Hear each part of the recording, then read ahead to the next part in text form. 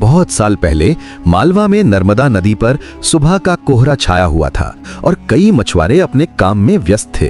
अचानक एक मछुआरे ने अपने जाल से नदी में से एक लोहे का संदूक निकाला। जैसे ही मछुआरे ने जिज्ञासा से संदूक खोलने की कोशिश की, वे हैरान रह गए जब उन्होंने उसमें एक खूबसूरत औरत का शव देखा। जैसे ही यह भयानक खबर मालवा के सुल्तान के कानों तक पहुंची, उन्होंने अपने मंत्री से गुस्से में कहा, तुम्हारे पास हत्यारे को पकड़ने के लिए 3 दिन हैं और अगर इस समय में सफल नहीं हुए तो तुम्हें उसी की जगह फांसी दी जाएगी। मंत्री ने पूरी कोशिश की, शहर में घूम घूम कर कई लोगों से बात की, लेकिन फिर भी वो हत्यारे को नहीं पकड़ पाए। 3 दिन पूरे हुए और मंत्री को फांसी पर चढ़ाने ही वाला था कि तभी एक अमीर व्यापारी हरिदास अदालत में दौड़ते हुए आया और चिल्लाया, सुल्तान जी, उसे छोड़ दीजिए, मृतक औरत मेरी पत्नी है और मैं ही उसका हत्यारा हूँ। जैसे ही पूरी अदालत और सुल्तान हैरान होकर हरिदास की ओर देखने लगे, हरिदास ने अपनी कहानी सुनानी शुरू की। उन्होंने बताया कि उनकी बीमार पत्नी एक दिन चाहती थी कि वो महल के पक्षियों के घर में मौजूद 3 दुर्लभ मैने की गीतें सुने।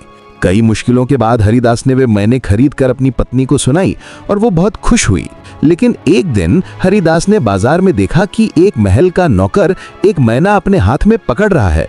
जब उन्होंने उससे पूछा तो नौकर मुस्कुराते हुए बोला, एक महिला मुझे बहुत प्यार करती है और उसने ये मैना मुझे दे दिया। हरिदास अपनी पत्नी की बेवफाई देखकर इतना गुस्से में आया कि उसने अंधेरे और शक में अपनी पत्नी को मार डाला। उसने उसका शव लोहे के संदूक में डालकर रात में नदी में फेंक दिया। इसके बाद सुल्तान ने अपने लोगों को आदेश दिया कि नौकर को अदालत में लाया जाए। नौकर ने हिचकिचाते हुए कहा, असल में उस दिन मैंने हरिदास से झूठ बोला था। मैंने वो मैना एक बच्चे से चुरा लिया था और अपनी अहमियत दिखाने के लिए झूठ बोला। अब ये साफ था कि वो बच्चा हरिदास का छोटा बेटा था, जिसने खेलते खेलते एक मैना को पिंजरे से बाहर छोड़ दिया था। हरिदास ने यह सुनकर बहुत हैरानी और पछतावे में डूब गया कि उसकी पत्नी निर्दोष थी। इसके बाद सुल्तान ने नौकर और हरिदास दोनों के लिए सजा का आदेश दिया। नौकर को झूठा ठहराकर शहर में घुमाया गया और बाद में निर्वासित कर दिया गया और भले ही ईमानदारी के कारण फांसी से बचे हरिदास को आजीवन कारावास की सजा दी गई और मैंने उसके जेल की खिड़की के पास रख दिए गए।